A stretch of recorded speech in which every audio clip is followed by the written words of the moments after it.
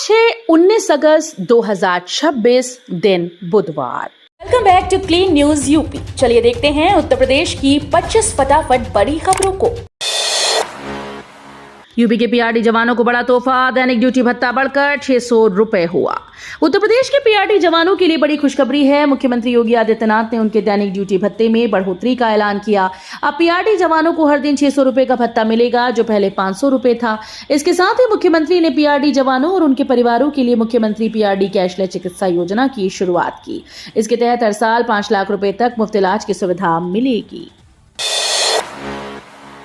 UP में LPG ग्राहकों को बड़ी राहत, अब घर घर पहुंचकर हॉकर करेंगे ई-केवाईसी। उत्तर प्रदेश में रसोई गैस उपभोक्ताओं के लिए राहत की खबर है। जिन ग्राहकों की अब तक ई-केवाईसी पूरी नहीं हुई, उन्हें अब गैस एजेंसी के चक्कर नहीं लगाने पड़ेंगे। डिलीवरी करने वाले हॉकर घर घर पहुंचकर ग्राहकों की ई-केवाईसी पूरी करेंगे। तेल कंपनीज ने सभी ग्राहकों की ई-केवाईसी कराने के निर्देश दिए। इसके लिए गैस एजेंसीज ने ऐसे उपभोक्ताओं की सूची तैयार की जिनकी केवाईसी लंबित है। आगरा से जेवर तक विकास की नई तैयारी, ब्रिज निर्माण और जमीन खरीद पर अहम फैसले। यमुना एक्सप्रेसवे औद्योगिक विकास प्राधिकरण की 92वीं बोर्ड बैठक में कई बड़े प्रस्तावों को मंजूरी मिली। आगरा में करबन नदी पर माइनर ब्रिज बनाने और किसानों से बढ़ी हुई कीमतों पर जमीन खरीदने का फैसला लिया गया। इसके अलावा मेडिकल हब, यूनिवर्सिटी टाउनशिप, अंतर्राष्ट्रीय स्टेडियम, इंटर स्टेट बस अड्डा, ताइवान सिटी और फार्मास्यूटिकल मैन्युफैक्चरिंग क्लस्टर जैसी योजनाओं को भी हरी झंडी मिली है। इन परियोजनाओं से क्षेत्र में निवेश, रोजगार, आधुनिक सुविधाओं को बढ़ावा मिलने की उम्मीद है। यूपी में स्थानीय उत्पादों की बदलेगी तस्वीर, छोटे उद्यमियों को मिलेगा बाजार और पहचान। उत्तर प्रदेश के किसानों और छोटे खाद्य कारोबारियों के लिए पीएमएफएमई योजना नई संभावनाएं लेकर आई है। योजना के तहत प्रदेश के सभी 75 जिलों के लोकप्रिय कृषि और खाद्य उत्पादों को चिन्हित किया गया। इन उत्पादों की प्रसंस्करण, ब्रांडिंग और मार्केटिंग को बढ़ावा देकर उन्हें बड़े बाजार तक पहुंचाने की तैयारी है। प्रधानमंत्री सूक्ष्म खाद्य उद्यम उन्नयन योजना वर्ष 2020 में आत्मनिर्भर भारत अभियान के तहत शुरू हुई थी। यूपी में पैक्स की ब्याज मुक्त ऋण सीमा बढ़ी, अब 15 लाख तक मिलेगा cash credit loan. Uttar Pradesh सरकार ने किसानों के लिए बड़ा फैसला लिया। प्राथमिक कृषि ऋण सहकारी समितियों यानी पैक्स की ब्याज मुक्त कैश क्रेडिट ऋण सीमा 10 लाख रुपए से बढ़ाकर 15 लाख कर दी गई। सरकार का उद्देश्य समितियों के जरिए उर्वरकों की सुचारू आपूर्ति सुनिश्चित करना है। ऋण सीमा बढ़ने से पैक्स की खाद भंडारण और उपलब्धता क्षमता बढ़ेगी। इससे बुआई के समय किसानों को उर्वरक की कमी का सामना नहीं करना पड़ेगा। बंपर उत्पादन पर नहीं गिरेगा किसानों का हौसला, यूपी में आलू के लिए 3 नई योजनाएं लागू। उत्तर प्रदेश के आलू किसानों के लिए योगी सरकार ने बड़ी पहल की है। साल 2026-27 के लिए आलू उत्पादकों के हित में 3 नई योजनाएं शुरू की गई। उद्यान मंत्री दिनेश प्रताप सिंह ने लखनऊ में इन योजनाओं का लाभ किसानों तक पहुंचाने के लिए ऑनलाइन पोर्टल लॉन्च किया। आलू का बंपर उत्पादन होने पर बाजार में कीमत गिरने से किसानों को नुकसान होता है। इससे राहत देने के लिए 1000 करोड़ रुपए का भामाशाह भाव स्थिरता कोष बनाया गया। यूपी में नौकरियों की तैयारी तेज, मुख्य सचिव ने भर्ती बोर्ड को दिए सख्त निर्देश। उत्तर प्रदेश में युवाओं के लिए सरकारी नौकरी और रोजगार के नए अवसर खुलने की तैयारी है। मुख्य सचिव एसपी गोयल ने विभिन्न चयन आयोगों और भर्ती बोर्ड के साथ बैठक कर भर्ती प्रक्रिया में तेजी लाने के निर्देश दिए हैं। उन्होंने भर्ती परीक्षाओं के लिए निर्धारित वार्षिक कैलेंडर का सख्ती से पालन करने को कहा है। मुख्य सचिव ने स्पष्ट किया कि युवाओं को अधिक से अधिक रोजगार के अवसर उपलब्ध कराना सरकार की प्राथमिकता है। यूपी में सरकार भर्ती का बदलेगा सिस्टम, परीक्षा से नियुक्ति तक तय होगी समय सीमा। उत्तर प्रदेश में सरकारी नौकरी की तैयारी कर रहे युवाओं के लिए बड़ी खबर है। अब सरकारी भर्तियों को सिर्फ परीक्षा कराने तक सीमित नहीं रखा जाएगा। सरकार ने परीक्षा से लेकर परिणाम, अभिलेख सत्यापन और नियुक्ति तक पूरी प्रक्रिया को तय समय में पूरा करने के निर्देश दिए। मुख्य सचिव एसपी गोयल ने चयन आयोगों और भर्ती बोर्ड के साथ बैठक कर वार्षिक भर्ती कैलेंडर तैयार करने और उसी के अनुसार प्रक्रिया आगे बढ़ाने को कहा है। जापानी निवेश को नई रफ्तार देगा यूपी, 200 से ज्यादा कारोबारी प्रतिनिधि लेंगे हिस्सा। उत्तर प्रदेश में जापानी निवेश को बढ़ावा देने के लिए 18 से 23 अगस्त तक यूपी जापान इन्वेस्टमेंट मीट 2026 का आयोजन होगा। सम्मेलन में जापान के 200 से ज्यादा उद्योगपति, सीईओ, कारोबारी प्रतिनिधि और नीति निर्माता शामिल होंगे। सरकार का लक्ष्य निवेश के साथ तकनीकी हस्तांतरण, संयुक्त परियोजनाओं और बड़े पैमाने पर रोजगार के अवसर पैदा करना है। इसी दिशा में गीडा में 500 एकड़ भूमि पर समर्पित जापानी सिटी विकसित करने की योजना है। इसमें जापानी कंपनीज के साथ उनके सप्लायर्स और सहायक उद्योगों को भी जगह मिलेगी। दशहरे से पहले कानपुर को मिलेगी पहली सीएम ग्रिड रोड, 10 सड़कों का हो रहा निर्माण। कानपुर वासियों के लिए बड़ी खबर है। सीएम ग्रिड योजना के तहत शहर में बन रही 10 सड़कों में पहली सड़क लगभग तैयार हो गई। जोन 6 में बगिया क्रॉसिंग कल्याणपुर से केसा कार्यालय तक बनी इस सड़क पर दशहरे से पहले आवागमन शुरू होने की उम्मीद है।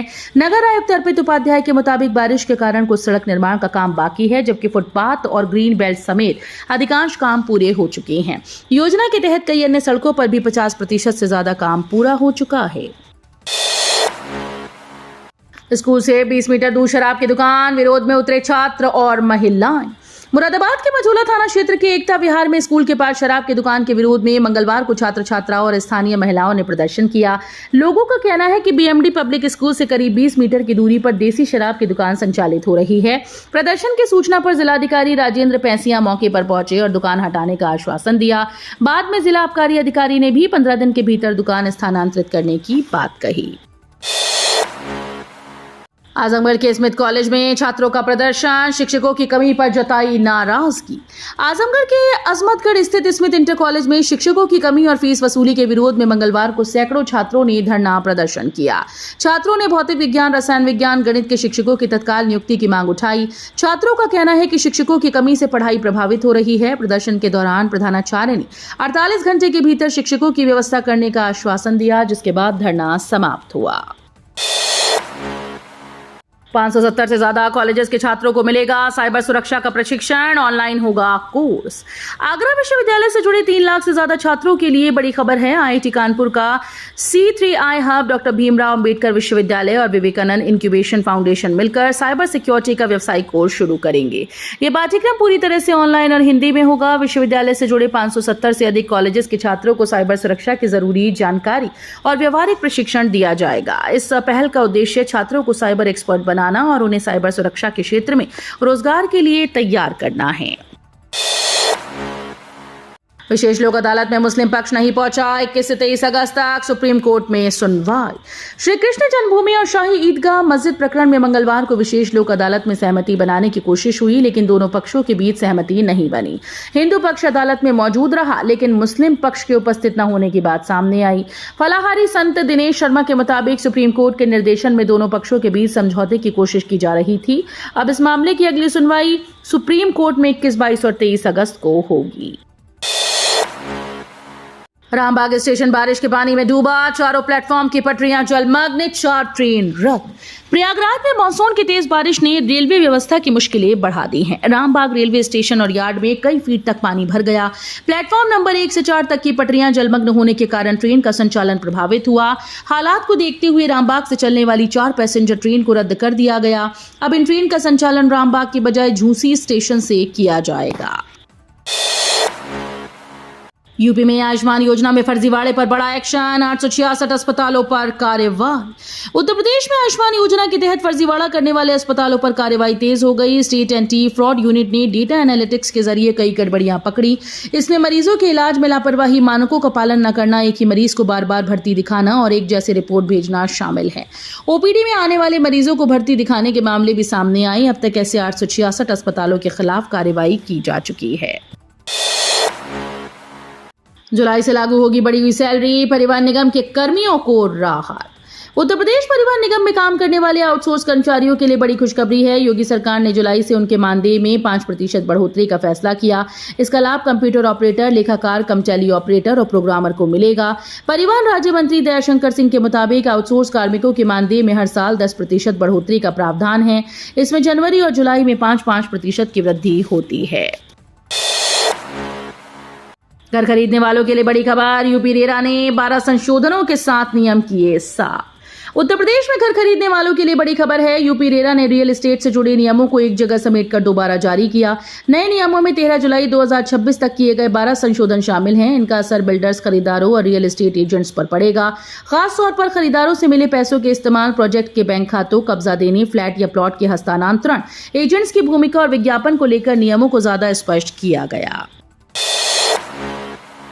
यूपी की कमान विनोद तावड़े को बीजेपी ने जारी की नए राज्य प्रभारियों की सूची। भारतीय जनता पार्टी ने मंगलवार को नए राज्य प्रभारियों की सूची जारी कर दी। विनोद तावड़े को उत्तर प्रदेश का प्रभारी बनाया गया। इससे पहले वो बीजेपी के राष्ट्रीय महामंत्री की जिम्मेदारी संभाल रहे थे। पार्टी ने सतीश पूनिया को पंजाब और तरुण चुग को गुजरात का प्रभारी नियुक्त किया। यूपी में 2027 के विधानसभा चुनाव को देखते हुए तावड़े की नियुक्ति को अहम माना जा रहा है। नई जिम्मेदारियों के जरिए बीजेपी संगठन को मजबूत करने और चुनावी रणनीति को धार देने की तैयारी में है। फतेहपुर में पोस्ट को लेकर तनाव का माहौल, आरोपी पर मुकदमा दर्ज करने की मांग। फतेहपुर में सोशल मीडिया पर हिंदू समाज को लेकर कथित आपत्तिजनक टिप्पणी के बाद विवाद खड़ा हो गया। आरोप है कि एक पोस्ट में हिंदू और मुस्लिम महिलाओं की तुलना करते हुए हिंदू समाज के खिलाफ आपत्तिजनक टिप्पणी की गई। पोस्ट सामने आने के बाद हिंदू संगठनों में नाराजगी फैल गई। संगठनों का आरोप है कि सावन में मांस की दुकानों के बंद रहने को लेकर नाराजगी के चलते ये टिप्पणी की गई। कार्यकर्ताओं ने सदर कोतवाली पहुंचकर पुलिस को लिखित शिकायत दी और आरोपी के खिलाफ मुकदमा दर्ज कर कड़ी कार्रवाई की मांग की। राम मंदिर चढ़ावा चोरी मामले में एसआईटी की जांच पूरी, अंतिम रिपोर्ट ट्रस्ट को सौंपी। अयोध्या के राम मंदिर में कथित चढ़ावा चोरी मामले की जांच पूरी हो गई। उत्तर प्रदेश सरकार द्वारा गठित विशेष जांच दल यानी एसआईटी ने अपनी अंतिम रिपोर्ट राज्य सरकार को सौंप दी। गृह विभाग ने रिपोर्ट की जांच के बाद इसे आगे की कार्रवाई के लिए श्री राम जन्मभूमि तीर्थ क्षेत्र ट्रस्ट को सौंप दिया। सूत्रों के मुताबिक एसआईटी की अंतिम रिपोर्ट में ट्रस्ट के पूर्व महासचिव चंपत राय और ट्रस्ट के सदस्य अनिल मिश्रा का नाम शामिल नहीं है। पंचायत चुनाव में देरी के आसार, नवंबर के बाद भी प्रशासक बने रह सकते हैं प्रधान। उत्तर प्रदेश में पंचायत चुनाव को लेकर बड़ी खबर सामने आई। त्रिस्तरीय पंचायत चुनाव अप्रैल 2026 में होने थे, लेकिन समय पर नहीं हो सके। 26 मई को प्रधानों का कार्यकाल खत्म होने के बाद पंचायती राज विभाग ने उन्हें 6 महीने के लिए प्रशासक बना दिया था। यह अवधि नवंबर में पूरी होनी है। वहीं समर्पित पिछड़ा वर्ग आयोग पंचायत आरक्षण पर अपनी रिपोर्ट नवंबर-दिसंबर में दे सकता है। इसके बाद विधानसभा चुनाव होने हैं। ऐसे में प्रधानों को प्रशासक के तौर पर 6 महीने का एक और कार्यकाल मिलने की संभावना है। कृषि यंत्रों पर सब्सिडी का मौका, यूपी में जिलावारी लॉटरी की तारीख जारी। उत्तर प्रदेश के किसानों के लिए कृषि यंत्रों से जुड़ी बड़ी खबर है। कृषि योजनाओं के तहत कृषि यंत्रों और कृषि रक्षा उपकरणों के वितरण के लिए 20 और 21 अगस्त को जिलों में ई लॉटरी निकाली जाएगी। वहीं प्रदेश स्तर पर हुई बुकिंग का ड्रॉ 21 अगस्त को निदेशालय स्तर से होगा। किसानों ने 16 जुलाई से 10 अगस्त तक विभागीय पोर्टल पर बुकिंग की थी। जिन योजनाओं में लक्ष्य के बराबर बुकिंग हुई, वहां किसानों की बुकिंग 19 अगस्त को ही कंफर्म कर दी जाएगी।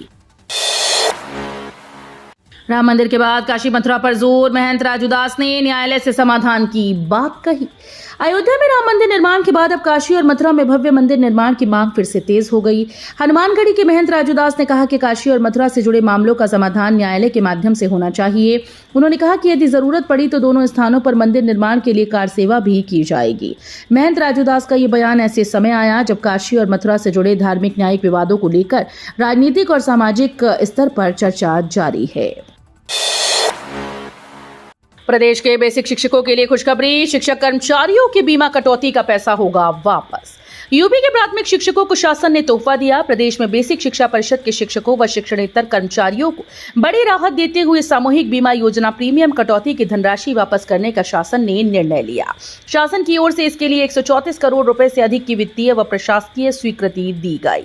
ये धनराशि संबंधित शिक्षकों व शिक्षणेतर कर्मचारियों को एरियर के रूप में वापस की जाएगी। तो ये थी आज की 25 फटाफट बड़ी खबरें। अगर आपको न्यूज पसंद आई हो तो वीडियो को लाइक और शेयर जरूर करें। धन्यवाद।